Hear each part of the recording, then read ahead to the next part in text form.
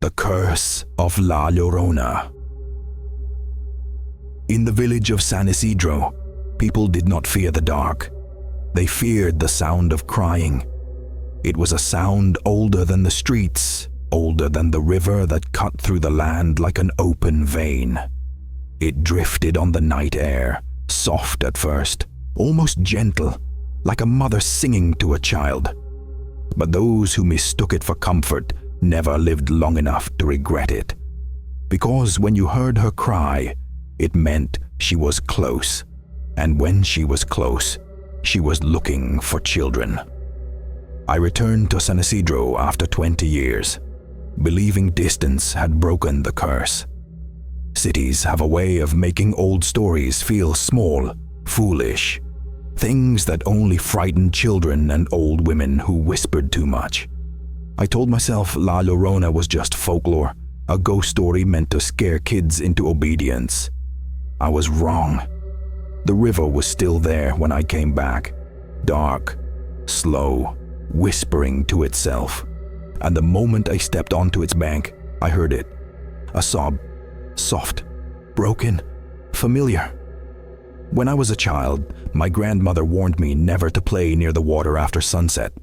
She would grip my wrist tightly and say, "If you hear a woman crying, do not answer. If she calls your name, run. If she sounds far away, she is near. If she sounds near, she is already behind you." I used to laugh. Now, standing by that river as an adult, my skin crawled with the memory of her voice.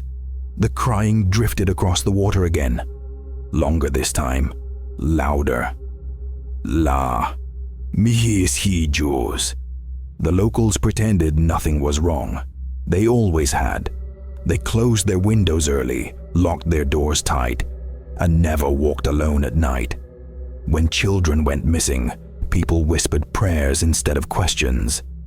Accidents, they said. Runaways. God's will. But everybody found near the river bore the same marks. Water in the lungs, scratch marks on the arms. Eyes frozen wide in terror. And sometimes, the child wasn't the one who died.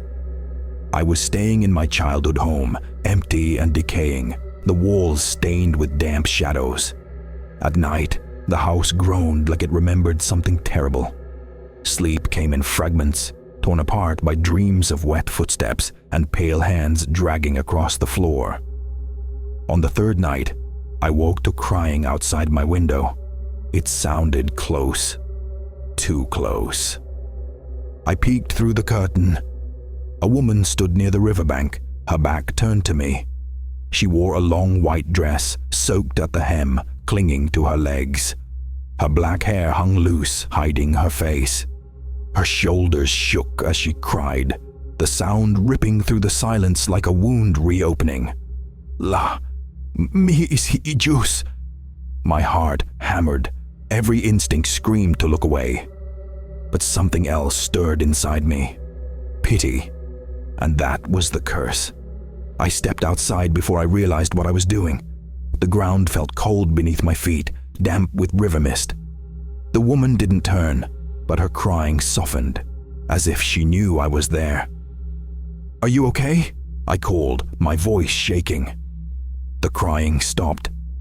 Silence fell so suddenly it hurt.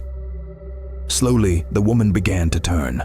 Her face was pale, too pale. Her eyes were empty black pits that seemed to swallow the moonlight. Her mouth opened wider than humanly possible, stretching into a scream that shook the air. "Where are my children?" I ran. Her scream followed me, echoing in my skull, her footsteps splashing unnaturally fast behind me. I didn't dare look back. I didn't need to. I could feel her breath on my neck. I slammed the door shut behind me and collapsed against it, sobbing. The crying returned outside, circling the house, growing louder and more desperate. Windows rattled. Something scratched at the walls. Then a whisper slid through the cracks. "You have seen me. The next morning, I went to the old church. Father Miguel was older now, his hair white, his eyes sunken with exhaustion. When I told him what I had seen, he crossed himself repeatedly, whispering prayers under his breath. "She has chosen you," he said finally. I laughed nervously. "Chosen me for what?" He looked at me with pity. "To replace her." He told me the full story, the one never spoken aloud. La Llorona was once Maria Alvarez, a woman who loved a man more than her own soul. When he left her for another, she drowned their children in the river in a moment of madness. When she realized what she had done, she tried to take her own life, but the river refused her. Instead, it cursed her. To wander forever, to mourn forever, to take children forever. And when she grows weak, she finds another. The curse doesn't end, it passes. I didn't believe him until the dream started. I dreamed of water filling my lungs, of tiny hands slipping from mine. I dreamed of crying until my throat bled. I woke up wet, gasping, my sheets soaked as if I had been pulled from the river myself. My reflection began to change. My eyes darkened, my skin grew cold, my voice cracked when I spoke, and sometimes I cried without knowing why. Children began avoiding me. Dogs growled when I passed. Mirrors showed me standing by the river, even when I wasn't. And one night, I heard a child crying outside my door. "Help me!" a small voice whimpered. I reached for the handle and stopped, because the crying sounded like me. I tried to leave San Isidro. The car wouldn't start. Buses never came. Roads flooded overnight. The river had risen, blocking every exit.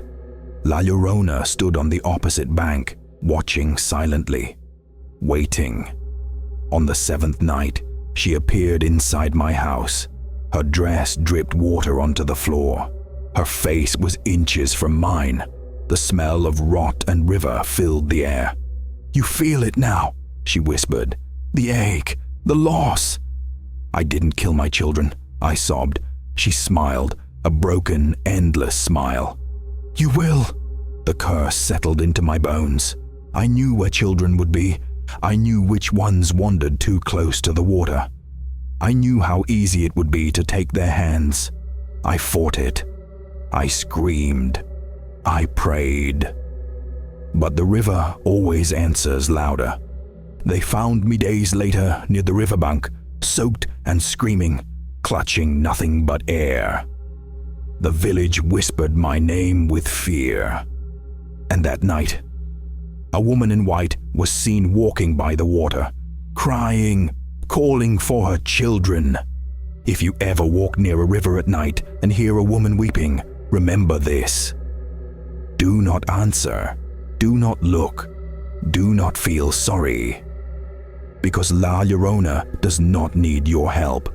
She needs a replacement. And once she chooses you, the crying will never stop.